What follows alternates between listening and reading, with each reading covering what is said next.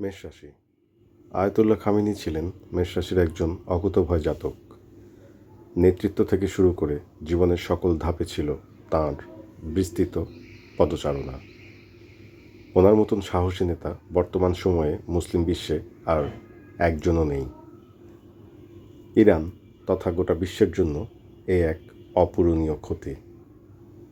প্রিয় মেষ, আপনারা খামেনির মতো করে বিশদভাবে না হলেও অন্তত নিজেদের জীবনে চলার পথে সাহসী পদক্ষেপ রাখুন, যেন তা ভবিষ্যৎ প্রজন্মের জন্য অনুসরণীয় হয়ে থাকে। জয় হোক।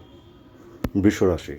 নিজেদের অস্তিত্ব টিকিয়ে রাখার মতন লড়াইয়ের অবস্থা এখনও আসেনি। এমন অবস্থা যেন সামনে না আসে, সেজন্য নিজেদের পরিকল্পনা এবং কাজের মধ্যে সুষ্ঠু সমন্বয় গড়ে তুলুন। সঞ্চয়ের দিকে মনোযোগী হন। সপ্তাহ ভালো কাটবে। মিথুন রাশি। যেমন করে আকাশ মেঘে ঢেকে যায়, আড়ালে সূর্য উঁকি দেয়, ঠিক তেমন করে আপনাদের সাপ্তাহিক আশার আলো উঁকি দেবে শত বাধা উপেক্ষা করে।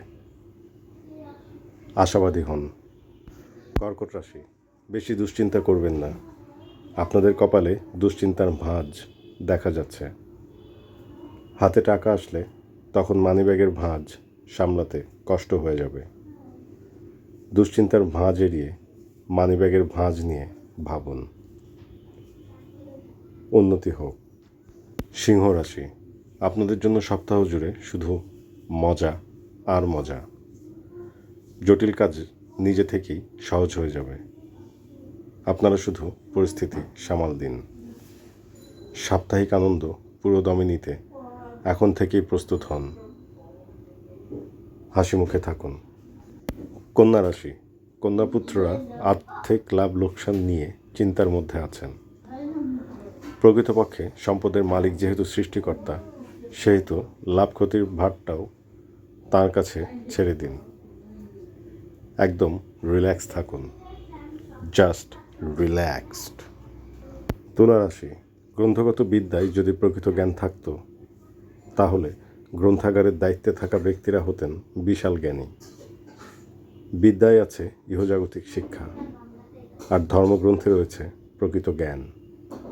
এজন্য শিক্ষিত আর জ্ঞানী ব্যক্তির পার্থক্য বুঝে সপ্তাহ পার করুন। বৃশ্চিক রাশি। সময় গেলে সাধন হবে না। লালনের বলা লাইনটি আমলে নিয়ে হৃদয় দিয়ে উপলব্ধি করুন। শুধু চলতি সপ্তাহের জন্য না, সারা মাস, বছর এবং আজীবন লাইনটি মনে রেখে সময়ের কাজ সময়ে করুন। হেব্বি উপকার পাবেন। ধনুরাশি।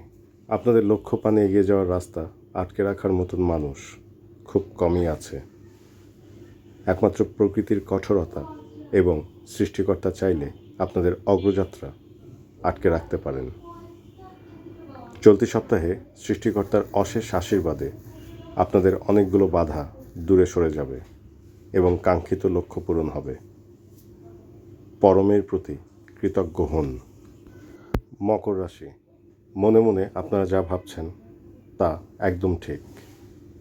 আপনাদের মনের সব কথা আমি জানি না, তবে সময়ের সাথে চিন্তার বিষয়গুলো এবং এসবের গতিবিধি নিয়ে যেহেতু জ্যোতিষশাস্ত্র কাজ করে, সেহেতু আপনাদের বর্তমান সময়ের আন্দাজ একদম ঠিক বলে পরিগণিত হতে যাচ্ছে।